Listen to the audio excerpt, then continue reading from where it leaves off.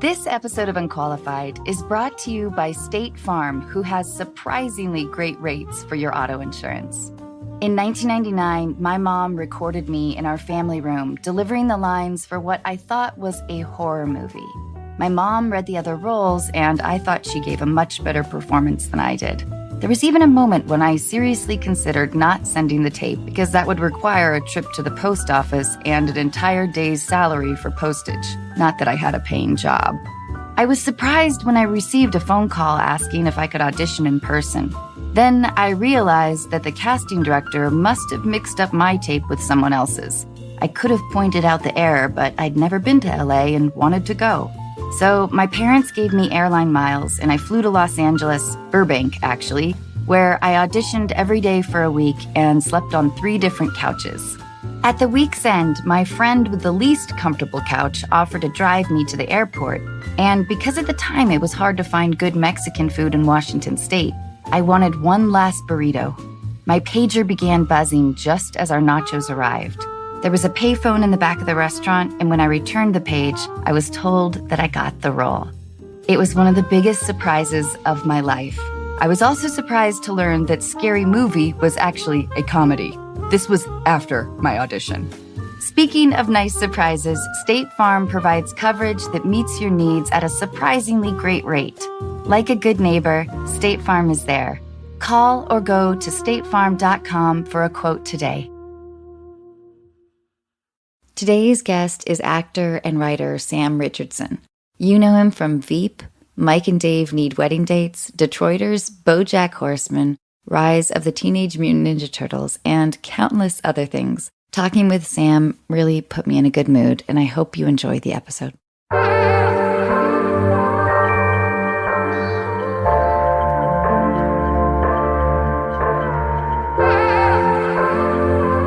Ladies and gentlemen, you are listening to Unqualified with your host, Anna Faris.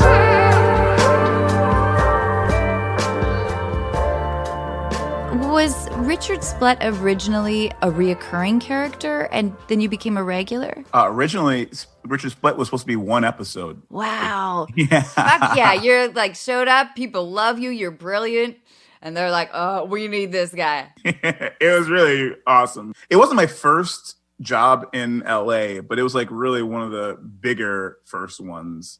It was supposed to be one episode. I went in and like Julie and I played so well off of each other and we had such a good time that they just kept on like bringing me back. And I was like, oh, well, actually we want to write you into episode 2. So then I came back for episode 2. The show filmed in Baltimore and they would keep on like being like, actually, we think we want to put you in episode 4. And so I would fly out to Baltimore and be around and like they wouldn't find a way. And like I'd come back home, go back again and like hang out for episode 6 and they wouldn't everything. And I just kept on doing that nonstop. And then episode 10, they flew me out and they're like, the reason in the episode was I was just like, and I'm here also. And I was like, very interesting. And so the next season, we would like you to be a regular on the show. And then I was like, oh. In the finale, it's just so beautiful. It's so delicious, and there's a lot of pain. There's pain in the finale, which I appreciate. Like, yeah, you know, and like it's mostly painful, but then like you know, it's so true to Richard. There's like that one little like gem of hope at the end. I love it. I wanted to talk to you about this actually because Alice and Janney did a few episodes of Veep. Yep, and I did a movie called Spy with her. Oh, you did? Of course, yeah. Yeah. Mm-hmm. But she was saying how much improv there was on Veep. And is that true? Well, yes and no. Because Veep was very well scripted, like very, very specifically scripted. But then we would, well, first, like earlier in the process, we would read the scripts, do a table read of the scripts, and then we would re-improvise the scripts like in a rehearsal. Oh, okay. Would it be like a blocking rehearsal or would it be like in a room? Yeah. Or kind of like it would be like in a rehearsal space. Okay. And we would kind of just like set up chairs and feel through what it would be and make it more real. You know, like as Julia would call zhuzhing it up. God, that must have been fun. Was it fun? Oh, I loved it. It really was because like that was the training that I had kind of. I came up through the Second City And it was all the shows were written through improv. So we would re-improvise scenes and then kind of like find what the best, like improvise a scene, find the kernel or the things that were best about them, and then re-improvise them, knowing kind of the guidelines of where we wanted to go. And so like doing that in the Veep process, I kind of felt like I had like a little bit of a, like a head start for myself. So it was really perfect for me.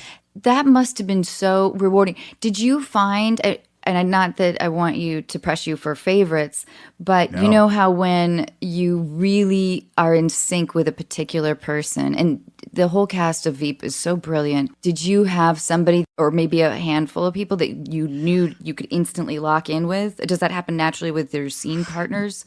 It does. I mean, Tim Simons and I were pretty in sync. Yeah, because we were. Yeah, he's amazing, and we would do most of our scenes together, and so we kind of had like a duo on screen and off screen. And Julia also, like, I got to do a lot of the majority of my scenes were with Julia and with Tim, and I felt those two we kind of played off of each other very well. Well, you were instantly such a delight on the show. Anytime like you had a scene, it was just delicious. And because the innocence, I think that's not a great descriptive, I think, for Richard Splett, because it's so narrow, sort of it's too confining. Don't you think? I wouldn't want to underestimate, like, who knows? Richard's a surprise. Yeah, because there's innocence, but then also like he seems to know a lot about almost everything. I know. And is fascinated by like mundane things. I love that. Richard was like, I don't know, just upbeat. Yeah. And like he was a counter energy to everybody else, where everybody else is like so self-centered and just egomaniacal and just venomous. He was kind of like always looking for a way to better the world and himself, and like was always looking for the best in people. So like an optimistic counter energy, which I thought was like a fun thing to get to play. And always a smile on Richard. Like it was such a great choice. Yeah. But having played a lot of, dingbats or whatever, it can be humbling. Like it taps it a little bit into my stupid ego, like a very immature side of my ego sometimes. Yeah. Oh, why can't I be like this smart, cynical one? But, turns out, I don't know, there's a need for, dumb fake blondes too. Hey, so thanks for doing this. I have brought down a couple of show and tell items because our audiences love it when I have visuals. Exciting. Yeah. These are items that I picked up around the house for you specifically. Oh, all right. Okay. All right. The first one, let's see if you enjoy this. This is the first item. Can you see it? Oh, I sure can. Yeah. Is that autographed by Stan Lee? Yes, it is. Oh, that's awesome. He came and did the so podcast. Awesome. Oh, really? Yeah. And I thought that might be of interest to you specifically. Very much. But it was a surreal experience for me, but I'm not a fangirl in this way. Yeah. But so what could I sell this for, Sam?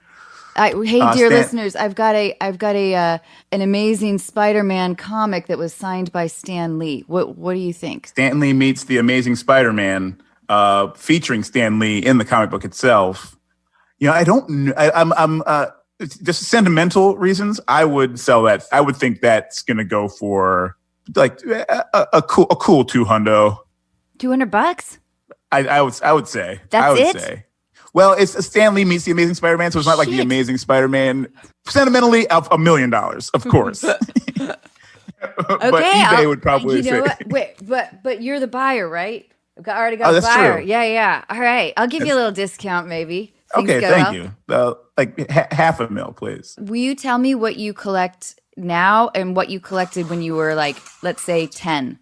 Oh, okay. Well, I collect a lot of Funko Pops, actually. What? Those Funko Pops? In fact, no, I don't know what that is. Just bring down a bunch right above me, and you can see my pants that way. But these like Funko Pops, they're like these little vinyl figures. Okay. And how many of those do you have? Let's see, counting around the room. Let's see. I'd say I've got like maybe 80 of them right now. 80? 80 of those. And you keep them in the box? I'll keep these all in the box. I opened one and I regretted it because like they package much better. Like the packaging is so great on them. So what are you going to do with these? Is it an investment plan? I don't know if it is. I just like pop culture so much. They're nice, like little touchstone things. I can feel like, oh, I remember I like the Power Rangers, or I remember I like Pee Wee Herman. I like to think that, you know, when you pass at 104, that Thank you. It's like, it's a particular kind of torture for your children. Like, yes, they know that you loved them. Yeah, exactly. So they can't like just get rid of them. Right. What did you collect when you were 10? Action figures when I was 10. So it's pretty much the same because I have a lot of action figures now. Did you keep them in the box too? I have a lot of they're in the box, but newer ones that are in the box. So when you were, but I'm saying, could you resist the temptation when you were 10 to? No. Yeah. Oh, but you know what I did collect when I was a kid? What? That I did keep in the box? McDonald's toys. Really? Yeah. That's kind of cool. And like I would keep them in the box. Oh. Or in the bag. Do you still have those? They were, so apparently they went to storage in my parents' place. Uh-oh. And it seems like they didn't make no. move when they moved out of their house. And I'm so upset about it. I tried to still talk to them and stuff. Oh, no. What TV shows did you like to watch growing up? Golden Girls was my go-to. I loved Golden Girls. Right? Up. I loved it so much. Can you give us the jingle? Oh, thank you for being a friend. Travel down the road and back again.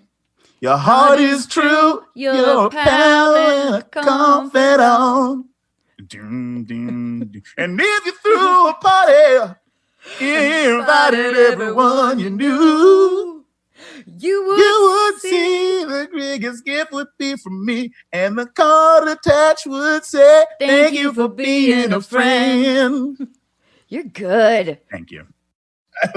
What was your comfort show? Like, did you have a favorite? I had a couple because like the A-Team was like a show that I would just watch every day. It would come on 1:00, channel 20, and I would watch it every day I was home from school, that is. Who was your favorite on the A-Team? Face was my favorite. Templeton Peck. Who was the bomber guy? I liked him. The in the bomber jacket? Well, Murdoch. He was the one who was always like setting up bombs, though. He was like the explosives expert. That was later on. That was Frankie Santana. He came in season 5. Oh, really? I thought it was. Yeah. Maybe I liked Face. Shit. All right. Face was a con man, slick dude. I think I liked him. He wasn't the leader. Yeah. Who was the leader? He wasn't the leader. That was Hannibal. Oh, right. God, great names. Shit. And B.A. Baracus, that was Mr. T. Oh, yeah. And Howlin' Mad Murdoch was the helicopter pilot they would always break out of an insane asylum to go on missions. Oh, yeah, that's awesome. Yeah. I did a voiceover work with Mr. T. Oh, really? Yeah. He was amazing. You know, and we were doing an animated movie. So the first time I met him, he was just passing through the hallway, had just finished his session, and he was wearing a kimono, and he was wearing gold chains. And he grabbed my hands, and he said, "You are just amazing. You are filled with love. You are filled with love." Oh, that's terrific. And we had never met. I was just in the hallway, a blonde person in the hallway. I don't know it, but it was an encounter that just filled my spirit with light and joy. And that is amazing. Yeah. Mr. T was definitely like one of those people who I was like, he's a superhero in real life. I would watch the WrestleManias that he was on. And then like Hulk Hogan was also like a huge person for me. So like Hulk Hogan and Mr. T, those two were like the end all be all. So like Hulk Hogan would be on the A-Team, and Mr. T would be on WrestleMania. He would come as like Hulk Hogan's like friend. And you just couldn't handle. You were just like, the crossover was blowing my mind. Oh my God. They can't do that, but they did it, and it's amazing. 2 worlds colliding. It's just every time. And then like it wasn't until like I was like a little bit older that I really started to watch like the Rocky movies. Yeah. Like Mr. T played Clubber Lang in Rocky 3, and he's like evil incarnate. Yeah. And like my brain was like, No, how? no, he's good. Man is nothing but goodness. I've never seen any of the Rockies. Oh, I know. So fantastic. So what was like a comedy though that you loved? I mean, I guess A-Team is a comedy, but A-Team kind of a comedy. like, were you into multicam shows? I sure was. There was still Empty Nest. Oh yeah, yes, right.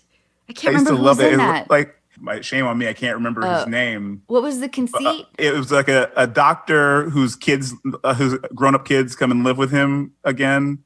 Oh no! And they have a beach house. I'm thinking Silver Spoons. So I used to love Silver Spoons also. That was a show. How did that one go? Here we are, face to face, a couple of silver spoons, hoping to find we're two of a kind, making it go together. We're gonna find our way. They don't do it anymore. Together. They don't, and it makes me crazy. There should be TV show theme songs. They were so great. And I think there was something about the safety, which I think about too with my show, but the safety of multicam, it feels like definitely a format that should have died a long time ago. Yeah. But I think that there's that feeling of community or like hearing other people laugh or just that, I don't know. I've never done a multicam. I've never even like guest starred on one.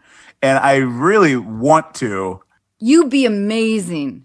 I think it'd be really fun. It is really fun. It's very precise in a scary way, but having the audience is amazing. Right. Okay, so here is another show and tell item. If you would mind describing for our listeners. Jagged Little Pill, the record of Jagged Little Pill, Alanis Morissette, which I believe is at the 20th anniversary, or maybe it's probably now the 24th or 25th anniversary of that album. Tell us your history with this album. First of all, I don't have a record player. This is an LP. And I went on Kelly Clarkson's talk show and she gave this to me.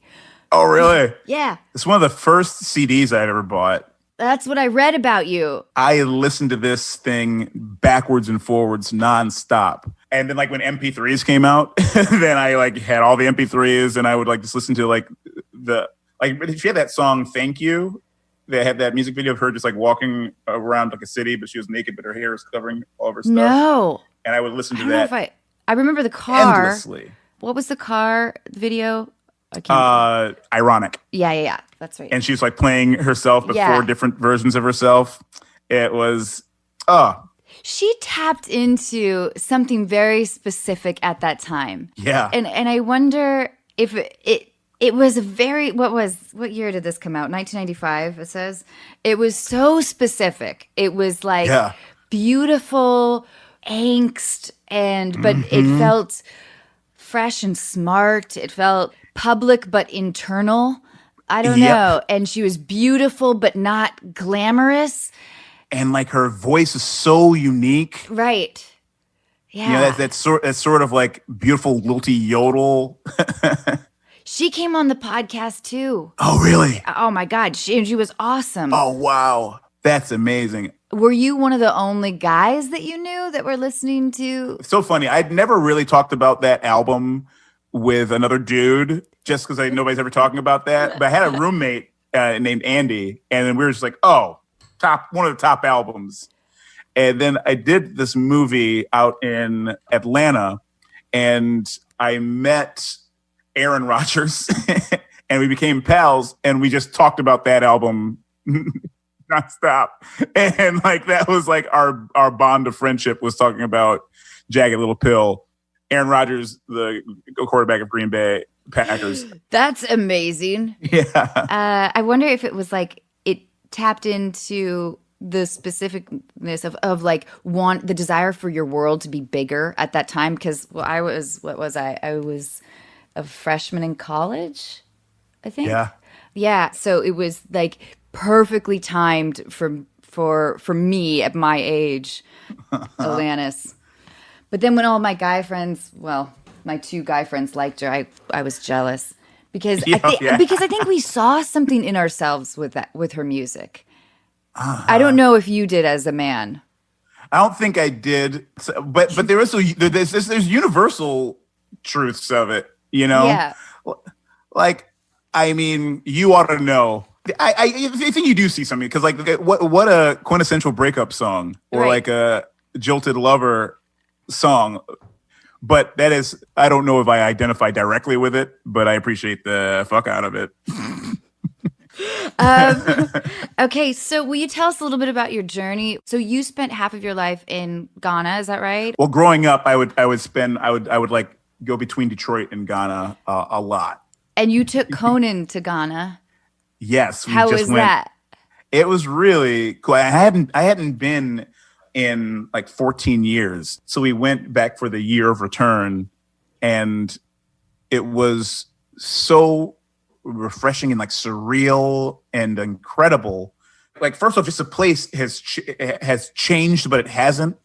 Like, of course, I mean, topography, of course, that hasn't changed. But like now everybody has cell phones, which wasn't the case before. And like there's KFC and Burger King, which I'd be like, oh no, that ruins it. But it doesn't. It really doesn't. Because of course they're all Ghanaanized. So they like are in the markets. And so like it feels like not like a local spot. It's a little different at least. So that was incredible. And also just for my family, the last time I was there was for my cousin's wedding, but like your cousins are like your siblings. But so that was 14 years ago, and now they have kids who are like 14 years and younger. So there's some kids who I hadn't never met before, but I would go and I would be in the places that we grew up, and I would see those kids in the same exact places that we would be. Yeah. And it was like they were us. It was exactly like watching ourselves. And like even the interactions between like the age, like there was three sets of cousins who were my three sets of cousins, and the dynamic was exactly the same. Oh, how it funny. was crazy to see. So you're saying that we're all kind of the same, essentially. And I guess that's what I'm saying. That it's just a copy of a copy of a copy. That's amazing, though. I've never been to Africa. I would love to go. I guess. Really is remarkable. You should. How are you finding this time being quarantined? How are you? Quarantine sounds so dramatic, doesn't it? Yeah. But Yeah.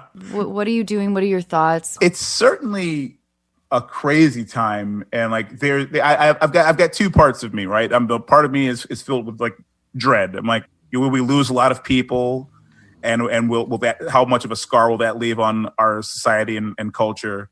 I don't think anybody's life will go back to exactly how it was before, but will my life go back to a sense of like comfort and all that? Like, will movies still film and TV shows still? And then like the other side of it for me, I'm like, I'm in this constant meditation. Like I'm just in my house, and I love my house, and I'm never at home.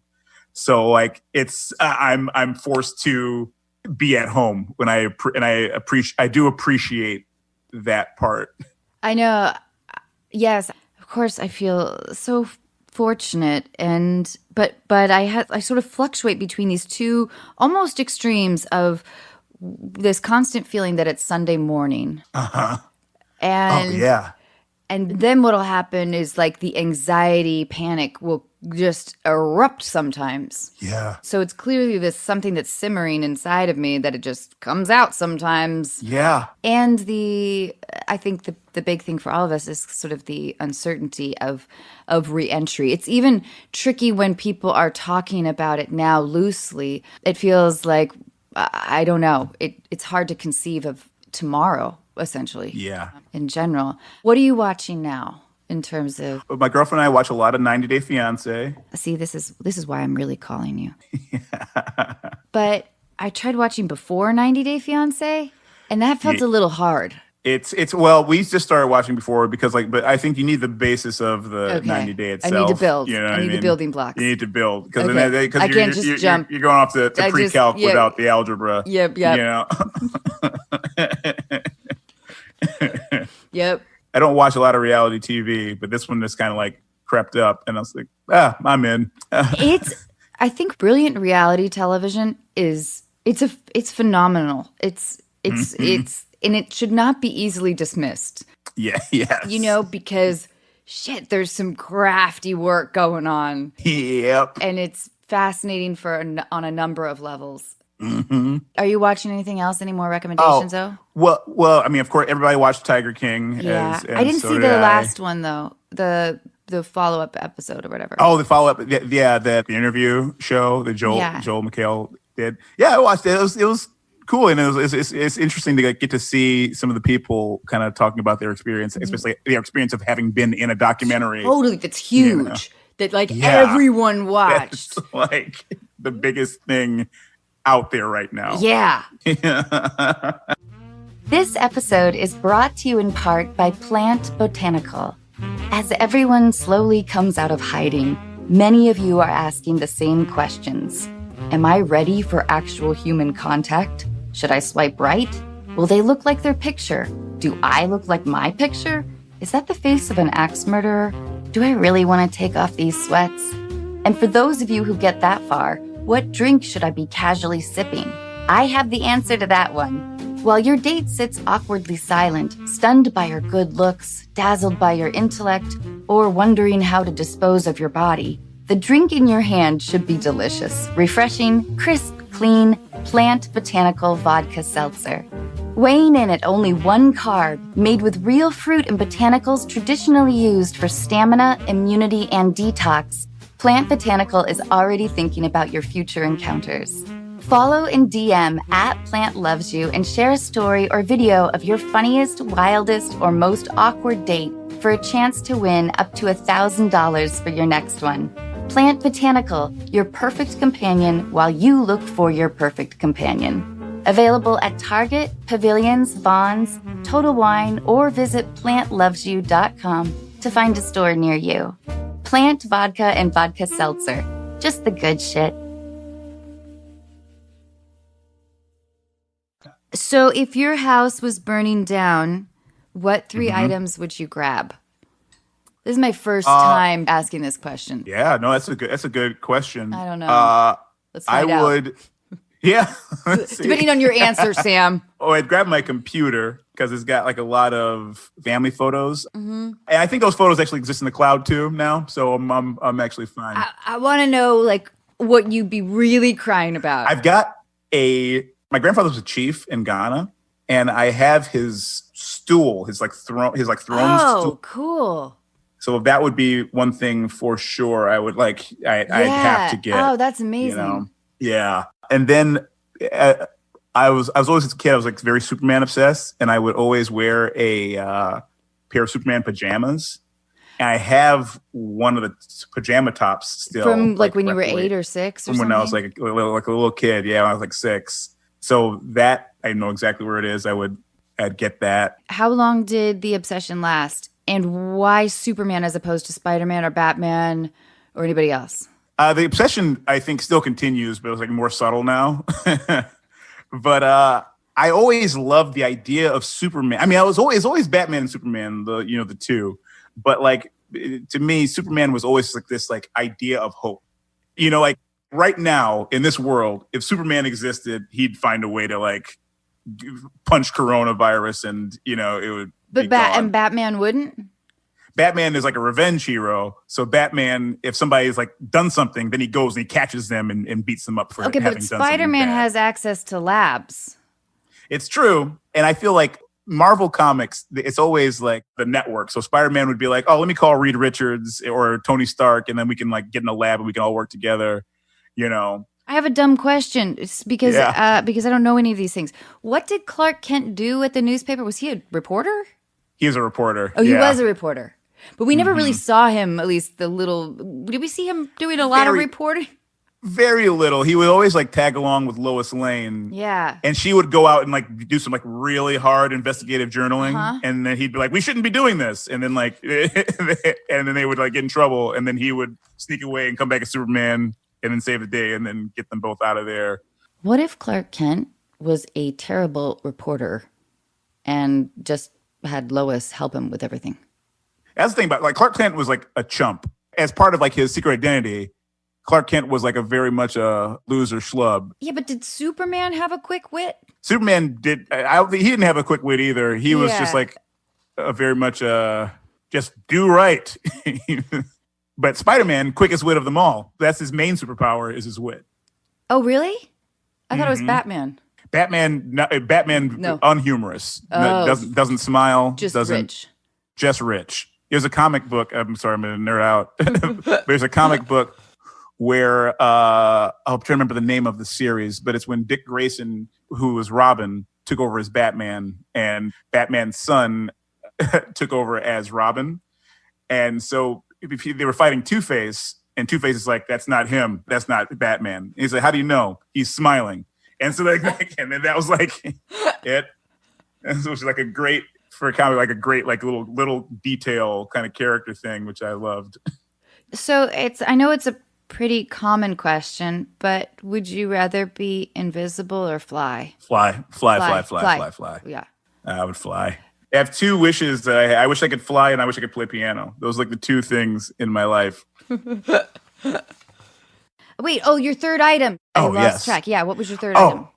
My third item.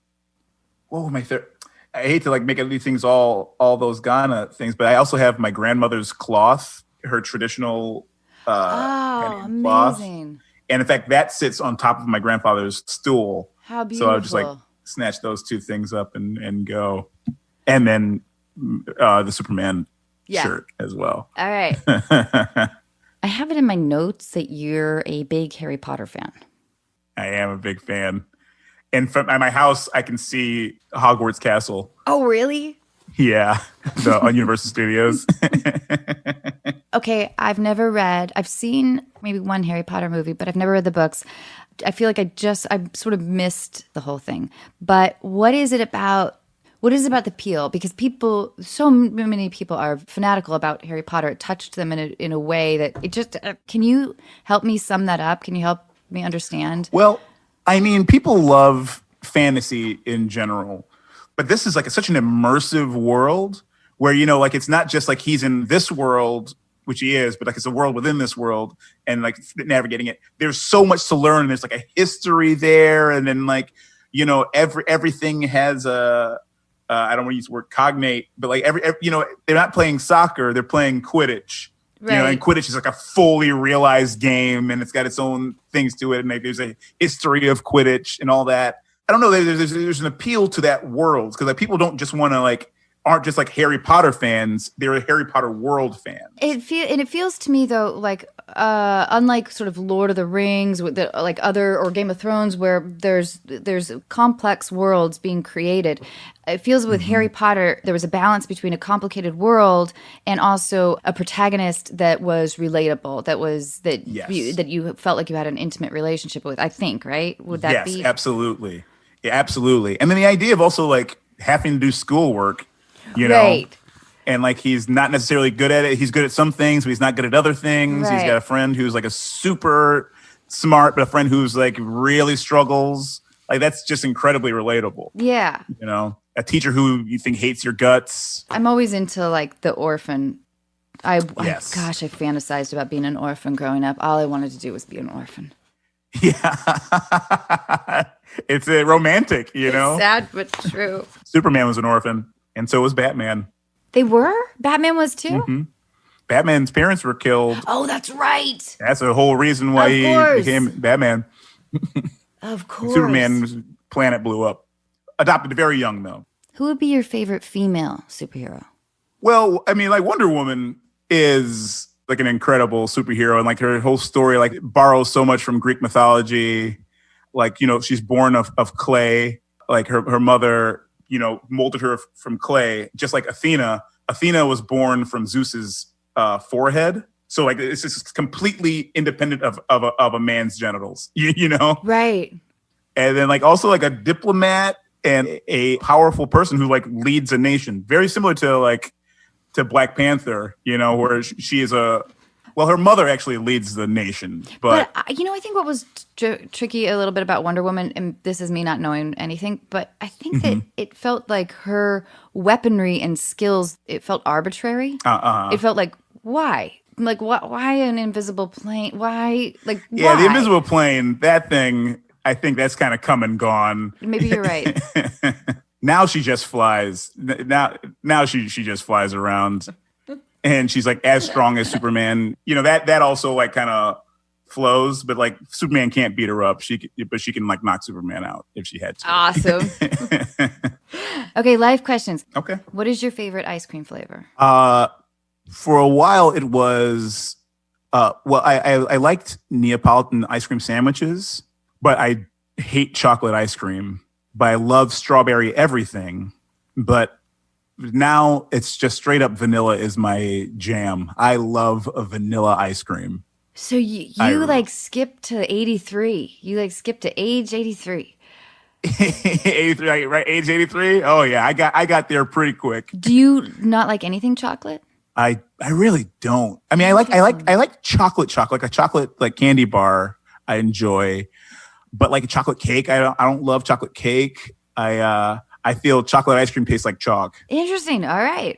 Yeah, but I'll eat berry or strawberry, anything.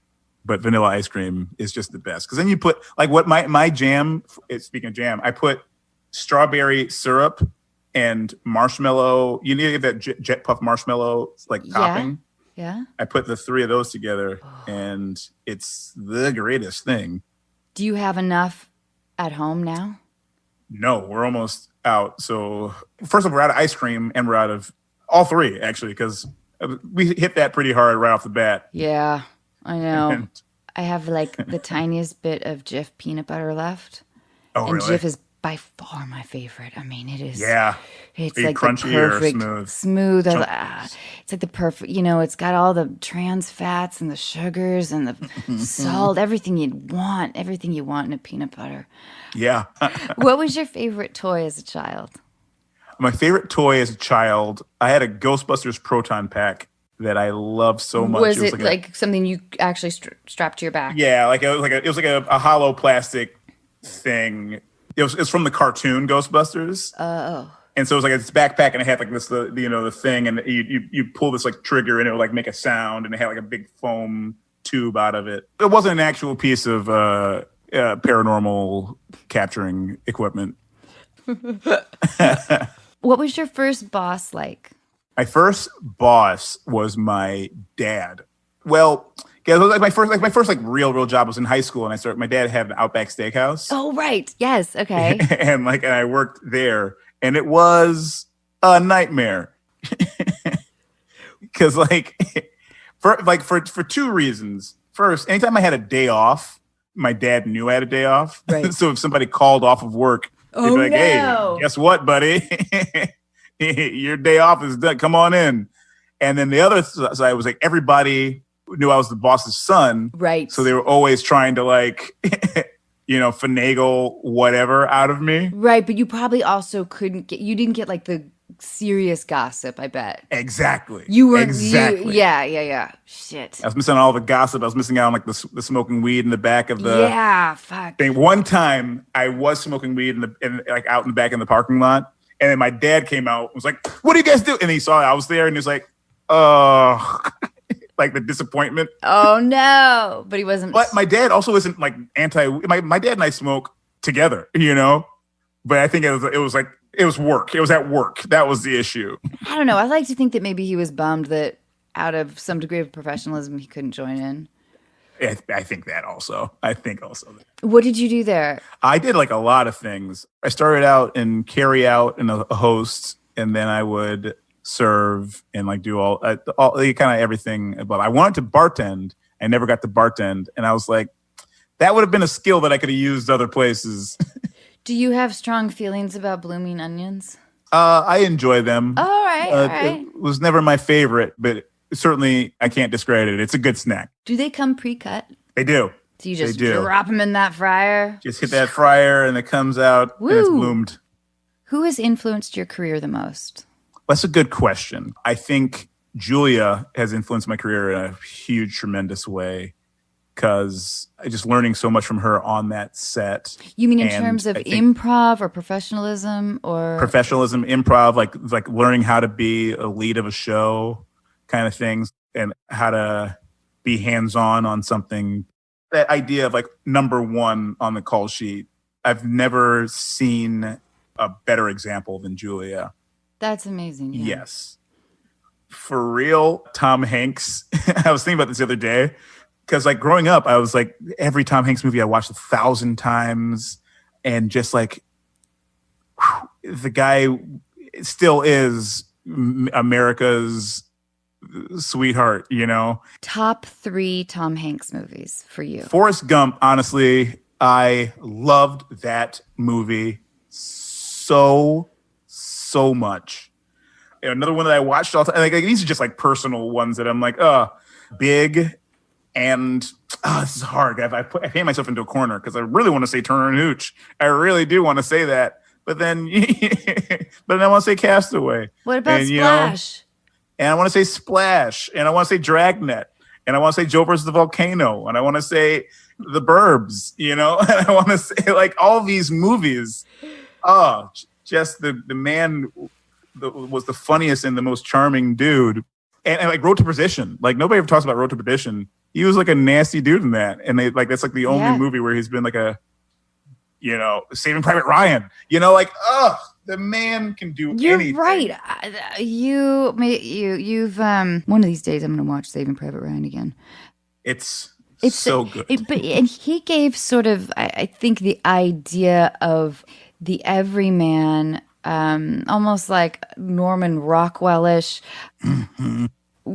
with like nuance and complication and accessibility, like to an audience, which I don't know, is a oddly rare quality. I think I mean, that's why he's Tom Hanks.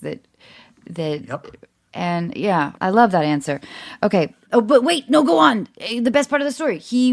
Oh yeah. So one day, you know, while I was doing Veep, one day I get this letter at my house from Playtone, and I was like, Playtone? Oh, that's the company from That Thing You Do. And I was like, the movie. And I was like, oh, that's Tom Hanks's company. I know that. So I opened it up, and Tom Hanks had like typed me a letter. It's like this sweet. I love that. You have it framed. I have it framed. It was so nice. What does it say? Essentially, it's just to say that he was like in his hotel room watching Veep, and he's like, I was amazed by you, and I can't wait to see what you do next. Blew my mind. That is so cool. It's insane. So then, I love that. So then what happened? Did you reach out? So then I got this letter. I'm like, oh my God. And I had the thing framed, and I was just like, kind of like, oh, amazing. And some years passed, and then all of Veep, all the cast, we were at an Emmys after party, and Tom Hanks came up, and he was like, from a distance, he's like, hey, yeah, I wrote you an email. I was like, oh, I was like, I had never responded to this letter. So like, he just sent me this letter, and I had just taken it and like used it as this icon, this like touchstone. And I think about this letter every day. I think about this letter. And I'm like, oh, it simply, she could just like write it back. And now I'll tell you what, I still haven't written it back. Like now I'm like, what are the words? And this is a problem I have with text messages. I know. And all the things. I'm like, once it's gone, it's past a certain point. I'm like, well, it's got to be perfectly worded. I've got to like, word this thing perfect because I've dropped the ball.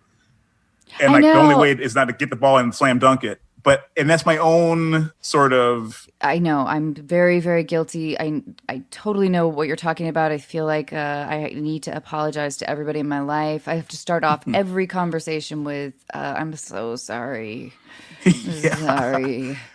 But then you feel like it's kind of gotten past the point where it's just like, well, I guess that relationship's over because it feels like that hole I've dug is way too deep and I'm tired. Yes. Exactly. Exactly. Okay, my rule with this next question, you cannot mention a Tom Hanks movie. Okay. What is your favorite rainy day movie? A movie that you could watch over and over again. Yeah. There's like a few movies like this. I mean, anytime Goodfellas is on TV, I'll stop whatever I'm doing and I'll like just finish watching it. That's a good choice. All right. You know, anytime. So I've watched that movie maybe 200 times. Wow. All right.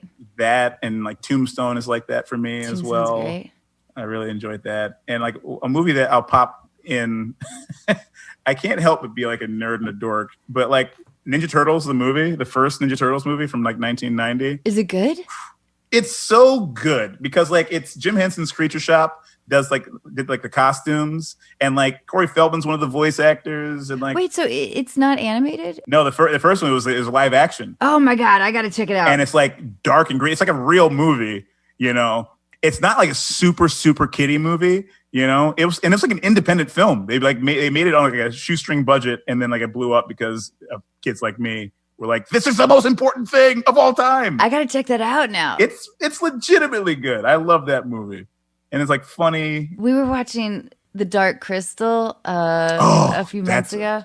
I know. It's incredible to watch. Yeah. Oh man. Just like that whole like sort of like fantasy world. I'm a big fan. I like Jim Henson, like that and Labyrinth, you know, Ninja Turtles, like some of those things that were outside of Muppets and outside of Sesame Street. He was like, he did something really brilliant stuff. I've got a Funko Pop with Jim Henson right over there. Oh, really? Yeah. Okay, what is a trait you dislike in others? Trait I dislike in others is someone who doesn't listen. So a person who just won't hear anything and like only wants to feed information but won't accept it. That drives me insane. So you're making this about you now. It's true. It's true. You heard me. But maybe we're watching. We're weirdly watching The Bachelor, which I missed this last season or whatever, because there's whatever. I don't need to make excuses for watching crappy reality television, but it's not crappy. It's wonderful. It's so diabolical and so well crafted. But yeah, one of the girls they got into an argument, and one of them the quotes are unbelievable. But yeah. So there's a lot of like, oh, so you're like, this is all about you, right? Okay, so like, it's true. It's amazing to see two people not listening to each other, just like clonking their heads like against the wall. Yeah. Like self-imposed. I don't know if that's the kind of not listening you're talking about. It is. That's in the umbrella. It's within it. And then the hand clapping. Oh, like, listen every time to I'm me. making a point. You have to listen to me. What is a trait you dislike in yourself? A trait I dislike in myself is, I guess I dislike that I am a perfect person. I think a trait that I dislike in myself is that sometimes I'm not. I mean, it's sometimes it happens, sometimes it doesn't. But I am too accommodating sometimes, you know, where like, because I'm very patient. I have a lot of patience, but sometimes I let that patience weave itself into a situation that it shouldn't be, you know? Yeah. Because I'm like, oh, well, this will pass. And then it doesn't. And like now I'm enabling that behavior. Right. You know? Right. But sometimes, you know, I will like nip it in the bud. But then I feel like I'm being rude when I do that sometimes. Right. You know, in retrospect, I feel that. Being very patient is a wonderful quality.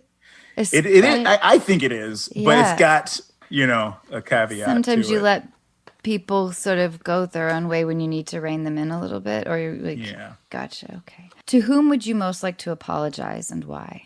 Oh, to whom I'd most like to apologize? Honestly, I want to apologize to my mom because I don't talk to her as much as I should.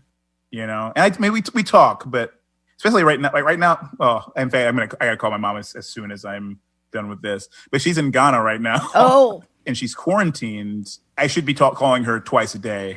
You know, I think everybody across the world feels a degree, whether yes. And I find when I think that my parents won't listen to this. They sometimes stop if I swear a lot initially, like in the beginning. Yeah. But my mom, like when I call my parents, I can just put them on speakerphone and do all kinds of things because they just talk and talk and talk. They tell me what oh my gosh, Bob and Lauren both couldn't get anything from Costco. Like there's nothing there. And diapers for the new baby, I don't know what they're going to do. And it's like, it's just and then if I say something, it's like, what? Wait, well, honey, what did you say? And it's like, so tell me again about like the canned goods that didn't reach their final destination. Yeah. Mom. Anyway, Uh-huh. sorry, I didn't mean to make that about me. But No, not at all. But I do But think you're right about the calling. yeah. And like, the thing too, like calling my mom, it's always my mom is so bad at the phone. She's so bad at the telephone. Because like I'll call and then be like, what's going on? And she's like, nothing. And I'm like, okay, well, anything happen? Okay. Is that like a passive aggressive move, or is that like No, it's not. And like, So then I'm like, well, and after the fact, like something happens, I'm like, Mom, why didn't you tell me about this? You say, oh, I didn't want to gossip. I'm like, Mom, it's not gossip if you're telling me that like my cousin is sick. That's not gossip. That's information. Yeah. I just didn't want to gossip. I'm like, well, no, it's that every time I'm like, oh, what's going on? I don't know. I can't even remember anything. I'm like, well, get a notepad and write it down. Just write things that you think of. And then when we talk, you can go through the notepad and be like, oh, this topic. And then we'll talk about that for 5 minutes or whatever. But it's always like, no. And she like, at first she vehemently fought it. Like, no, I don't get some notepad. And then every call, it's like, what's going on? Or like, it'll be like, what's the show that's coming? I'm like, oh, I told you about this thing or this movie. Do you not remember? I'll tell you again. Just write it down so you can like. Also, it'll just help you kind of like have like a brain exercise, you know? Yeah. If you can like look at these things and kind of like check in with them, you know? I'm going to steal, if your mom doesn't mind, that, well, I didn't want to gossip. I'm going to apply it to all kinds of situations. Like if I'm late to work and, you know, Joe, our, you know, AD is like, hey, you know, your call was 9. I just didn't want to gossip. Didn't want to gossip. I didn't want to gossip. I don't know. Like, what could he do to that? What could Joe say in response? I didn't want to gossip. No, gossip. And you're like, oh, he can't say that. He's not allowed. You know. Well, I'm going to apply it to all kinds of things. I love it. Especially when I forget everything. Yeah. I told you that, Ani. Well, Mom, you know what? I didn't want to gossip. Just didn't want to gossip. Just don't want to gossip. What is the greatest love of your life? The greatest love of my life. It can be human or inanimate, anything you want. We don't have to necessarily rank it. The great love of your life. Great love of my life. Well, of course, I mean, like I feel like the automatic answer, my girlfriend. You know, but like I don't want to also just automatically say that. You know, but I also don't want to not say that. But I mean, yeah, that's sad. That really is the answer. All right. If you could live anywhere in the world for a year, where would it be? I want to live in Japan for a year. Oh, cool. What draws you to Japan? I'm a big fan of anime and like Japanese culture in general. You know, as a kid, I was obsessed, and I want to go. Well, how about this? I want to at least visit Japan, and I feel like in order like to visit all the things, I would want a year to like go to like villages and like really learn a city and all that. And I think that Japan, I've been there twice, which makes it sound more worldly. Both times were work related. Yeah. But I should have done some research, wanting to understand some of those things, some of the cultural differences. I think would have enhanced my experience a lot, which I think I don't know. So I'm supportive of your year there. Okay. Have you had any near-death experiences? Yes, I have. Oh. I was in high school. I was driving. My friend Jan Janacek is his name. But at that time we called him Jan Janacek. But we were driving to a poster making party where it was like class elections. So you make posters to go up in the auditorium of the gym. Yeah. But I was driving. It was like down this road. And I remember I told Jan, I was like, hey, you don't have your seatbelt on. Put your seatbelt on. And it was just like, oh, we just put our seatbelts on. And we're going through, you see a yellow light. I go through this yellow light. And F-150 truck just tries to beat the light in front of us. Oh, God. And fucking just smashes our car. And I remember like going so you rear-ended? Wait, I'm having trouble visualizing this, even though I don't want to. So like I was going straight through this light. He turns, and so like he hits us kind of like at like a 45-degree angle in the front. Oh, I remember that's like, is that your seat? Is it like driver's seat? And so it hits like my driver's seat, you know? And I remember like jolting forward, like, oh no. And I remember like it was like all slow motion, like I'm about to die. This is it. Oh no. And like it's a bright light of everything because of the headlights of the car. So I'm seeing a bright light and like feeling myself move forward, like, oh, I'm dying. And then the yank of the seatbelt pulling me out. I remember it so vividly. It was like instant also of being like, oh, seatbelts, let's put our seatbelts on. It was crazy. And then our other part of this, it was a F-150 full of like some other teens, you know. And they get out and they were like, oh, you did this. I was like, no, I was going through a yellow light. And like, that was like my argument to the guy. And I was like so frustrated and frazzled. But then like he's arguing. And then like all of a sudden the police came, but all of a sudden the guy's dad was there and giving a firsthand account as if he was there. Oh, weird. And I was like, whoa, what? He wasn't part of this. How is he? And he was like acting like he was there.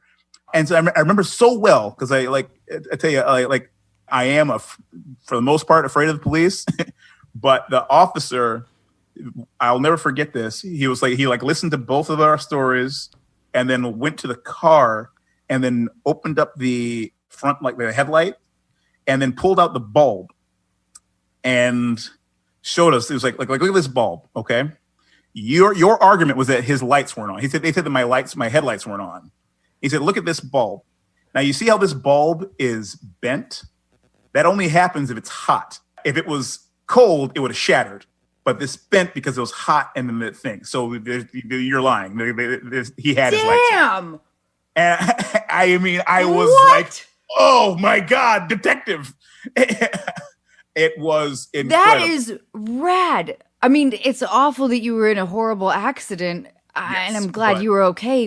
That was a good story because you can feel the intensity of the complicating emotions that are. Oh, yeah, that's crazy. Okay, 2 more questions. Yeah. Who would you invite to your dream dinner party? Oh, that's a good question. Jackie Chan, Tom Hanks, Alanis Morissette. Nice. All right. I feel like I'm forgetting another person who I would be like, oh, this would be Barack Obama. Oh, Barack Obama. Okay. In one word, how would you like to be remembered? Kindly. Kindly. I like. This episode of Unqualified is brought to you in part by Intuit, powering products like TurboTax, QuickBooks, Mint, and Credit Karma. Intuit works for what you work for, and it was only recently that I found out they were working for me. I've been using QuickBooks for years and more recently began using Mint, which is an easy way to create monthly budgets. It was a bit surprising to realize how much I could save by learning how to make coffee. With Intuit, artificial intelligence can predict your future cash flow, recognize a misplaced digit in an account or routing number, and even connect users with live experts who can assist with navigating life changes or help with unique tax situations.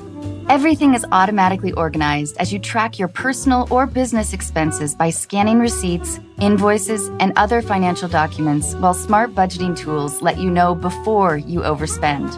Innovative features like these make managing your finances simple, but as you probably already knew, innovation is at the core of everything Intuit does. Discover how Intuit's products can help you see what's possible at Intuit.com. That's INTUIT.com.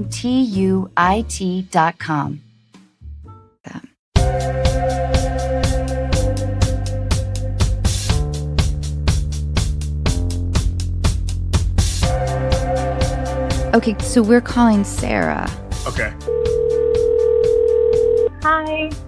Hey, Sarah, it's Anna. How are you? Good. How are you? Good, good. Hey, thanks so much for doing this. I'm here with Sam Richardson, who's awesome. Hi.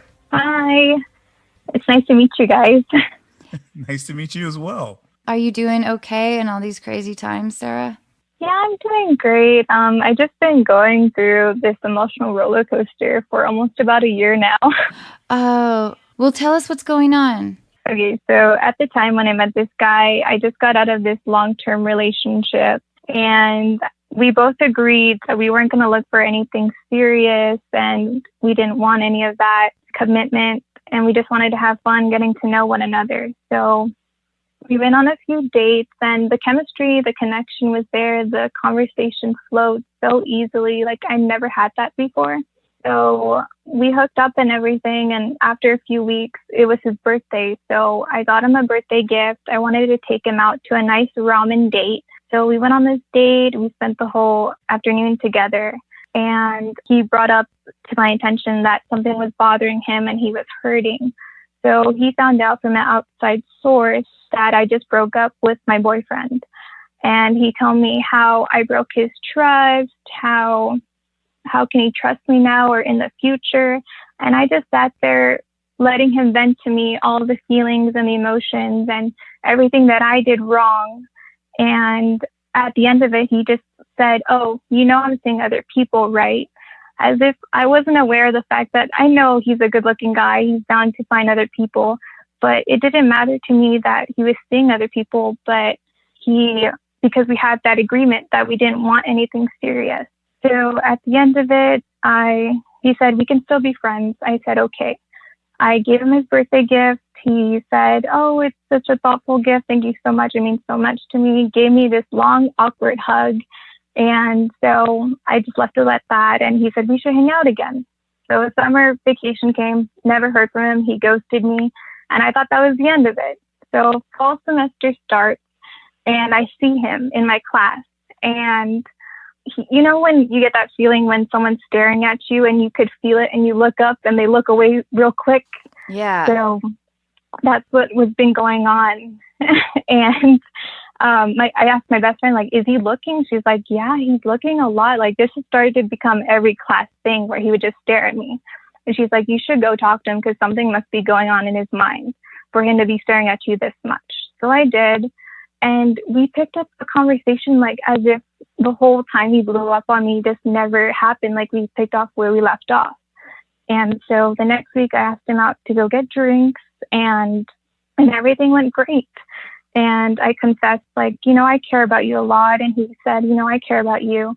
And one thing led to another. And at that point I knew I had to accept, like, this is just friends with benefits. So even if we never discussed it one-on-one. So at the end of it, I left an open invitation at the end of the semester. I said, "You know, one night we should like have a movie night and we'll cook dinner together. Like, it'll be so much fun." And he said, "Yeah, that will be so much fun. Like, I'll let you know." Winter break came, nothing. Ghosted me again. So this spring semester started and I told myself going in, if I see him, don't give him the attention he craves and just pretend he doesn't exist. So I go into my class, he's there. And he waves to me, says hi, and goes in for a hug, and I completely dodge him. I just pretended he didn't exist. I went on with my day, and I was in the back room getting something, and I come out, and he's sitting in my chair. And I walk up to him, I said, "What are you doing sitting in my chair?" And he's like, "Hey, I want to talk to you. I have something I want to give you, like I've been wanting to give you for a long time." So I said, "Okay." So he gives me these wooden panels that he made with his art, and he said, like, "I specifically chose these because they have so much meaning to me." And I was like, oh my gosh, in my head I was like, "Why are you telling me these have so much meaning and you're giving them to me?" So at the end, like before we went into quarantine, he said, like, "I'm going to miss seeing you." And I told him the same thing, I was going to miss seeing him. And I said, "Well, don't be a stranger." And he said, "I won't." And until this day, I haven't received anything. So I don't know whether I should reach out and put myself out there again just to get hurt all over again. Sarah, I don't like this guy very much. I'm sorry to be so direct about this. No, please be direct. I really don't like a lot of things. I mean, like sitting in your chair even feels like a red flag. The aggressive staring at you and then sort of pretending to not be. It feels like very threatening territorial behavior. Hugging you for too long, giving you something he claims is of meaning to you, then not talking to you. Like blaming you for having been in a relationship seems unbelievably bizarre. Yeah. I think it's more than manipulation. To me, it seems like that there's some issues that like he's craving a lot of uncertainty in his life. He's craving like disruption. And if he's craving that and needs that, and then I think, Sarah, I don't know, I would stay very far away from him, which will probably draw him in more. So you may have to deal with that. I wouldn't expect that or do it for that intention. Yeah. I think it'd be one thing if he reaches out to you, then I think you can sort of digest that and plan accordingly. I certainly don't think that you should reach out to him. It seems like he really gets off on having these unbalanced relationships where he just has, people in his life that are waiting around for him to reach out. And that just feels cruel. Yeah. I was telling Sam that I'm finally watching this season of The Bachelor, and I don't know exactly what happens, but we're like on episode 10 or something. And while Peter seems like a nice fella, I suppose, it is crazy how like the littlest thing that he doles out, is like, is gobbled up with so much gratitude because that's the setup of that show. But it feels like this guy probably does something similar to a lot of people in his life, like just dangles a little carrot and because, maybe he's a good looking guy and he gets a lot of girls or whatever it is, Sarah. I think I don't like how he's treating you. I don't like it that he makes you feel bad, Like, it's been very toxic. And like, I've been like the whole winter, like break, I was just having a meltdown. I was like, why am I even crying over this guy that clearly doesn't care? But a part of me like gives him the benefit of the doubt, of course. I know, because I used to really be drawn to guys like that I was drawn, I guess, to guys in relationships that I think that I had more emotional investment than the guys did, or I was drawn to the idea of somebody not liking me as much as I liked them. Yeah. And it just doesn't feel good. I think I learned a lot, but it doesn't feel good. And I think it's not protective of yourself, Yeah, you're right. Like, it is a learning experience, and I'm still growing as a person. And he's just probably one of those guys that I'm going to have a life lesson of. And no, it's good. And I understand what you're saying. And it's probably a time to let go, honestly. And right now would be the best time because there's no interaction with either one of us. So. Yeah, I think so. I wouldn't reach out to him. And if he does reach out to you, I would definitely give it a beat before you respond. Yeah. I mean, I would love to tell you to not respond at all, just to sort of think about what you might want to share with him, and also to not be super eager for the reach out to convey. But then it sort of puts you in a position of playing games with him, and that wouldn't be my first course of action for you if I had my choice, but but just in case, I would wait a minute. Sarah, I think a lot of us know these kinds of people. Sam, I'm sorry, I've just been on a roll. Oh, no. Will you give your thoughts, Sam? Well, I would say even if you are giving him the absolute benefit of the doubt, like he doesn't know that he's like behaving this way, he's still behaving this way. And out of this relationship, you aren't getting what you need and what you want. And since it's happened multiple times, you've been through this before, to expect him to change, you're setting yourself up for more disappointment and more hurt. Of course, yeah. There's a phrase that, we teach people how to treat us, So if you accept this behavior from him and then you keep on going back, he's going to assume that that works. Okay to do. And it's okay to do that, Yeah. And a lot of these behaviors also seem just very toxic and negative. So I think this is a wash to begin with. But even just for yourself, like even if he's not meaning to do any of these things wrong, for yourself and your own mental health, if this is a thing that is bringing you more discomfort and sadness than it is like these moments of pleasure and joy, and with all of us, we have to like kind of weigh those things out. And like, course, especially if you're in a moment that's non-committal right now, and that you guys don't have a relationship, it seems that won't get better, Yeah, no, Sam, I think you're right. I remember like I dated a guy in high school, and I would give him a lot of things because it felt like he was out of my league. and I was shocked that we were dating. But in the rare, like it felt like the few times that he would do something sort of considerate, I would just be over the moon. Yeah. When now I look back and I'm like, God, what a dick. Like, what? Like, I feel sad for myself and my low self-esteem. Like, but it's also growing up, and that's really important. But recognizing that later as you know, very emotionally manipulative. I also, Sarah, I know you mentioned the idea of friends with benefits, and I have complicated. Well, I just know that I can't. That's not something I could personally do. My relationship with sex is very tied up into feelings of intimacy and safety. And so I just personally need that connection before I really get freaky. But I think that that's a question that you should ask yourself though too, because I know that there's a lot of pressure to be a cool girl, to be like, you know, down with anything or whatever, and just like have no feelings attached to that, and it's a lot. Like I said, for people that are able to be happy, fulfilled people and can have a life, a sexual life sort of that is very fulfilling to them in a variety of whatever. It's just not me to be intimate with somebody that I don't feel incredibly close to. I think because it taps into a lot of vulnerability for me.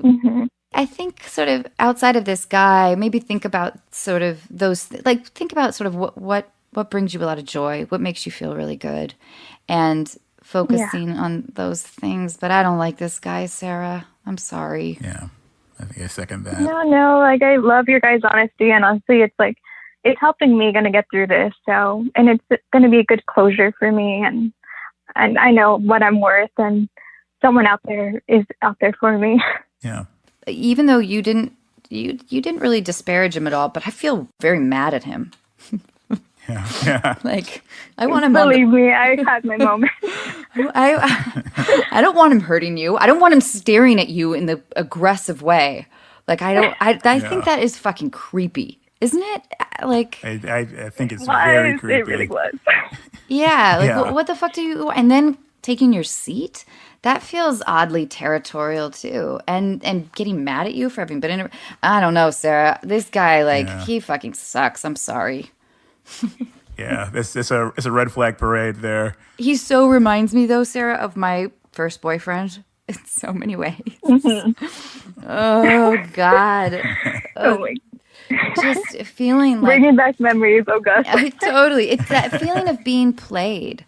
Of being so played, and you don't even know the rules of the game. You don't know if it's your move. You have no idea what's going on, and you're just like thrown in it emotionally, and someone else is like jerking you around. And Sarah too, like sometimes it's hard to break the pattern of getting into those relationships if you're used to them a lot. I felt like for a while I looked for the same kind of person because I didn't value, I didn't understand how I wanted to be treated yet. So like it's crazy because I've only ever been in 2 serious relationships, and he's the third guy I ever went out with. So it was all new territory to me because I just got out of the long-term relationship, and I just didn't know how to this whole talking into dating thing went. So yeah, and too, Sarah, if you're at all like me, like the sexuality part really confuses things for me. I remember feeling dismissed a few times. That felt horrible. That was a specifically bad feeling of like anger at myself, which that's even more painful, I think, than being angry at somebody else. But oh man, I found some old diaries that are just filled with heartbreak after heartbreak after heartbreak. Oh God, those were the days. But Sarah, did we help you at all? I hope that... Yes. Okay. Both of you guys did amazing. And I really needed this clarity because I've been going crazy of like, well, he's not texting me. And at this point, I'm not a priority to him. I'm just an option and only at his convenience. And I don't want to do that anymore. Fuck yeah. I love it. Sarah, I love it. Exactly. And that's your answer right there, you know? So don't provide it anymore. Perfect. Yeah. I love that. Hey, Sarah, thank you so much. No, thank you guys so much. I love you. Take care. Stay powerful. Thank you. Bye-bye. Hi, Sarah. Yeah, well, you gave great advice, Sam. Oh, thank you. Yeah. No, that was really great. I think that guy's a dick. That's what I think.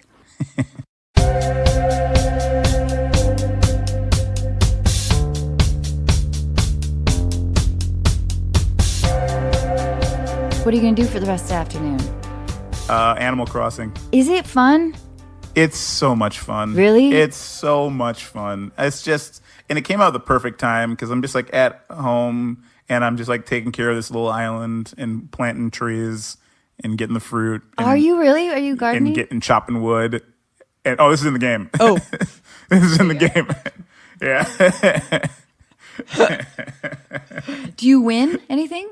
No, your island kind of grows and people move to your island. So little animals move to your island. It's the perfect game for right now because you are learning how to be self-sufficient in the game. Yeah, exactly. I'm like, yeah. good. Every day I go chop wood and I craft furniture with it. Yeah.